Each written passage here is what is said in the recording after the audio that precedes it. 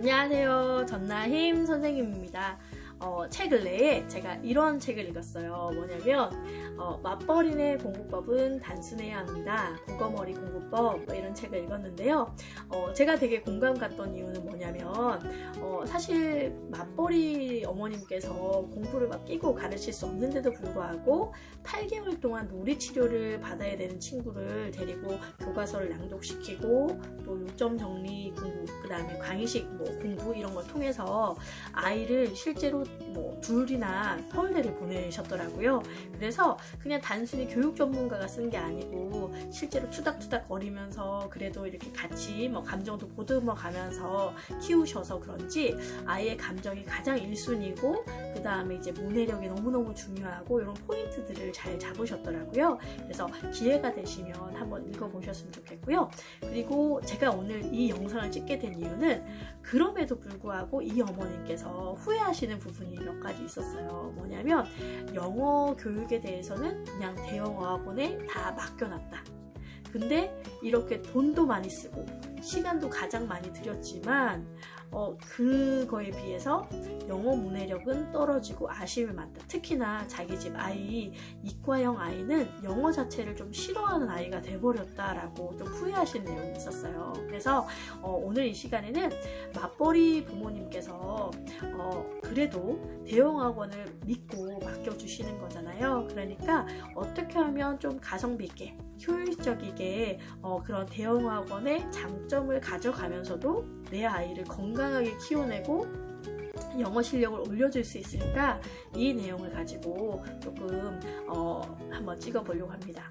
사실 맞벌이 어머님들 어떠세요? 굉장히 피곤하고 늘 이제 시간이 없고 그렇잖아요. 그냥 시간이 있으면 그냥 나 혼자 있었으면 좋겠다 이런 것들 충분히 이해를 합니다만 사실 무조건 이 어머님처럼 나는 영어를 잘 못하니까 그냥 학원에서 다 알아서 해주세요 이러면 거의 효과가 잘 안 난다고 보시면 될 것 같아요. 왜냐하면 사실 되게 초등학교 때는 되게 사소한 차이인데 어머님의 관심 하나가 아이가 더 잘할 수 있느냐 안 잘할 수 있느냐 판가름 짓는 굉장히 큰 요소가 되거든요. 그래서 아주 간단해 보이지만 이게 이것만 있으면 아이 실력이 더 올라갈 수 있습니다. 이런 것들을 한번 말씀을 드리려고 해요. 첫 번째 같은 경우는 어머님께서 숙제만큼은 반드시 할 수 있도록 해주셔야 돼요.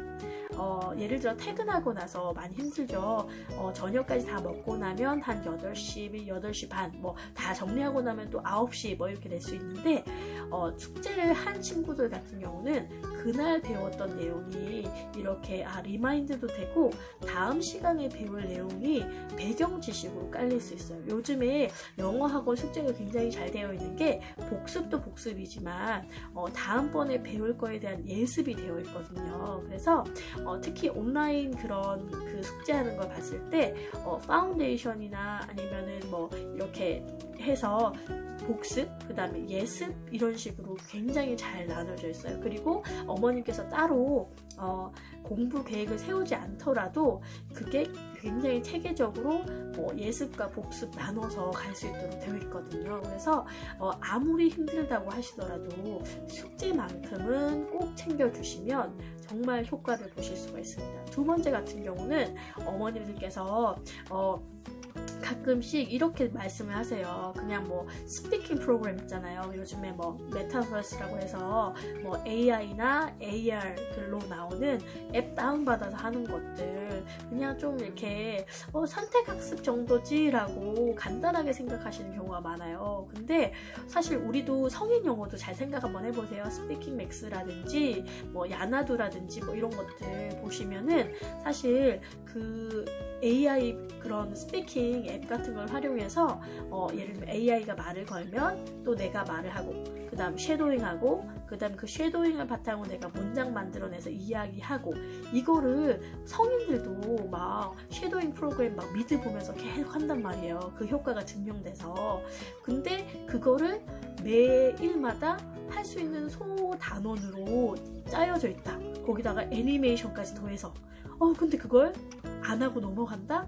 너무 아깝잖아요. 그래서 그냥 숙제만, 온라인 숙제까지만 열심히 한 친구들은 진짜 그 단계에서 원하는 약간 모자랄 정도로 실력이 올라가요. 근데 참 그 바쁘신 와중에도 어머님께서 되게 똑똑하게 잘 학원을 잘 이용하시네 했던 경우는 정말 선생님이 이런 그 스피킹 앱 좋습니다, 이런 선택학습 꼭 하셔야 됩니다, 이렇게 얘기를 할 때 그 얘기를 허투루 들으시지 않으시고 꼭 해보시는 분들이 있거든요. 그래서 그때 제가 있었던 학원 같은 경우는 6개월 단위로 진급을 하냐 혹은 유급을 하냐 이런 스타일이었는데, 처음에 초반에 들어왔을 때 스피킹을 거의 못했어요. 스피킹도 그 반에서 뭐 잘하는 수준이 아니었는데, 그냥 그 수업 교실 내에서 발표하는 거는 한계가 있잖아요. 그래서 제가 적극적으로 말씀드렸어요. 어머님, 온라인 숙제 외에도 제가 추가적으로 하라고 하는 그 스피킹 앱 반드시 다운받으시고요. 그걸 가지고 계속해서 동영상 찍으시고 제가 기회가 되면 봐드리겠다, 시간이 되면 봐드리겠다, 코멘트 드리겠다, 막 이렇게 얘기를 하니까 이 친구가 진짜 선생님이 보내? 라고 생각하니까 그 다음부터 막 그걸 엄청 열심히 찍었었어요. 근데 되게 신기한 건 6개월 내내 그걸 한 거예요. 그래서 그거를 하고 난 다음에 다음 이제 6개월 마지막에 이제 진급시험을 봐야 되는데, 보니까 처음에는 굉장히 퍼즐도 많고 되게 말도 좀 쭈뼛쭈뼛하고 그랬던 친구가 그 앱에서는 엄청 유창하게 말하는 아이로 바뀐 거예요. 그래서 어머님들께서 맞벌이를 한다고 많이 힘드실 수 있겠지만 그런 선택학습 스피킹 앱 활용하는 거 반드시 하셔서 하시면 효과를 보실 수 있고요. 마지막 3번째, 자기 교육관을 확실히 갖고 계시되 선생님의 학습 지도 방향을 60대 40 혹은 70대 30으로 가져가시면 가장 좋아요. 사실은 그 학원 선생님들께서 아이들을 굉장히 사랑하시고 또 이제 사명감이 있으셔서 좀 올바른 방향으로 학습 지도를 해주시려고 굉장히 노력을 해요. 그래서 저도 굉장히 제 개인적으로 봤을 때 존경스러운 분들이 많았고, 특히나 이제 아이들이 성장하는 거에 굉장히 보람을 많이 느끼시는 분들이기 때문에 거짓말로 아이들을 이렇게 하시거나 그러진 않으세요. 거의 웬만하면 좋은 말씀, 특히나 옳은 방향으로 이렇게 이끌려고 하시는데, 근데 선생님들도 사실 학원이라는 곳에 매여 있다 보니까 어쩔 수 없이 퇴원이라든지 특강 모객률에 굉장히 좀 영향을 받을 수밖에 없어요. 그래서 예를 들면 나는 이런 거 뭔가 호객행위 하는 것 같아서 싫어요 이래도 나중에는 어쨌든 그 모객이라든지 이렇게 퇴원율에 따라서 또 연봉 협상을 하게 되거든요. 그러다 보니까 좀 이제 필요치 않은 친구들한테도 가끔씩 특강을 권유하거나, 아니면은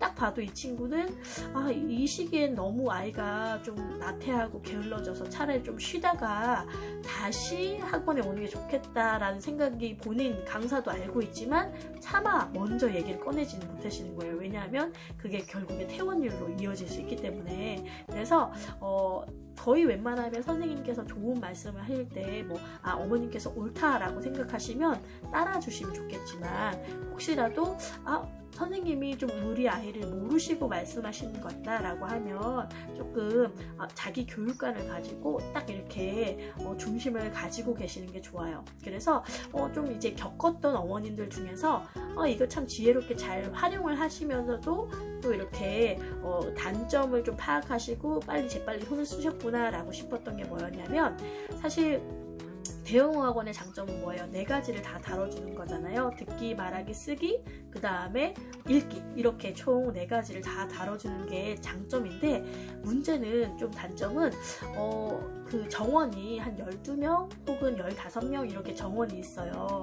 그러다 보니까 스피킹 시간이 이제 1시간인데 원어민 선생님하고 다 이렇게 얘기를 다 나눠볼 수도 없고 속 깊은 얘기를 할 수가 없잖아요. 그리고 또 부끄러운 경우도 있을 거고, 그러다 보니까 이 어머님께서는 대형 학원이 체계적으로 어떤 뼈대는 잡아주지만 그런 시간이 부족할 수는 있겠다라고 미리 파악을 하신 거예요. 그래서 이 친구 같은 경우는 제가 이제 권유한 대로 숙제는 당연히 열심히 했고요. 그 다음에 스피킹 앱도 활용해서 다 했고, 그래도 시간이 남아서 이 어머니께서는 전화 영어를 따로 신청을 해주셨어요. 그래서 혹시라도 너가 원어민 선생님하고 얘기는 하겠지만 아마 발표 시간이 부족할 거야. 왜냐하면 다른 친구들도 발표를 해야 되니까. 그래서 이 어머니께서는 시간 날 때마다 전화 영어를 통해서 아이가 발표할 수 있는 그런 시간을, 그리고 원어민하고 대화할 수 있는 시간을 굉장히 충분히 이렇게 확보를 해주신 거예요. 그래서 되게 신기하게 그 친구 같은 경우는 그렇게 노력을 많이 했고 시간을 또 드리고, 또 어머니께서 또 열정이 있으셨잖아요. 그래서 나중에 이제 저희 학원에서 그 다음 학원, 그러니까 제가 있었던 곳에서 이제 아예 원어민만 있는 곳으로 이제 넘어가는 시험을 봐야 됐었어요. 넘어가려면. 근데 거기에서 심지어 같은 반에 있었던 친구들보다도 굉장히 한 3단계, 4단계 정도 높은 반으로 배정을 받았어요. 그래서 제가 그런 부분 어머님께 굉장히 칭찬을 드렸거든요. 어머님께서 저희 학원을 믿어주셨지만 또 그 단점을 빨리 파악하시고 손을 쓰셔서 아이가 되게 좋은 발음도 가지고, 특히나 그 원어민 선생님하고 대화하는 시간이 더 많아서 발표하는 것도 굉장히 능숙하게 잘할 수 있어서 좋았다, 이렇게 칭찬을 많이 드렸던 기억이 나요. 그래서 사실은 다 정답은 아니에요. 제가 이런 그 동영상을 찍으면서도 좀 한편으로는 좀 우려가 되는 게, 저의 것이 모두가 정답은 아니잖아요. 그래서 어머님들께서도 대형어학원의 장점은 파악하고 계시되 좀 이제 상황에 맞추어서 숙제하는 부분, 그 다음에 추가적으로 하는 스피킹 앱 활용, 그 다음에 좀 자기 주관을 가지고 있으면서 아이를 그렇게 케어하시고 하신다면 좀 더 높은 실력을 가진 아이, 그리고 공부할 때 행복한 아이를 만들 수 있지 않을까라는 생각이 듭니다. 그러면 제 동영상이 만족이 되고 도움이 되셨다면 좋아요와 구독 부탁드리겠습니다. 감사합니다.